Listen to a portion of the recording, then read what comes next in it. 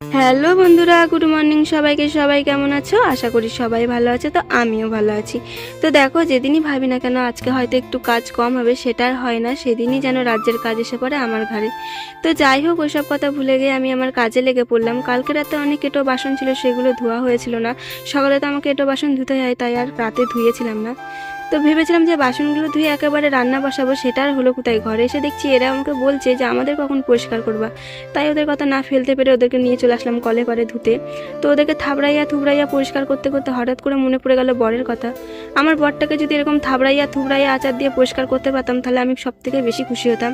কারণ যে হারে আমাকে জ্বালাইয়া পুড়াইয়া আমার জীবনটাকে পুরো ছাই করে দিল। তো যাই হোক, বাস্তবে কখনো এরকম হয় না। এরকম হলে সবার প্রথম আমি করতাম এটা। তো দেখো, এদিকে আমার সব ধোয়া কমপ্লিট হয়ে গেছে, আর আমার বরমশাই চিল্লাচ্ছে যে পিয়া অনেকটাই বেলা হয়ে গেছে, তুমি স্নান করে নাও। তো দেখো, আমি স্নান করে চলে এসেছি আমার বরকে পরিষ্কার করতে। তো আজকের মতন এইটুকু ভিডিও বন্ধুরা, যদি ভালো লাগে তো লাইক কমেন্ট করো। দেখা হবে আবার পরের ভিডিওতে। তো টাটা।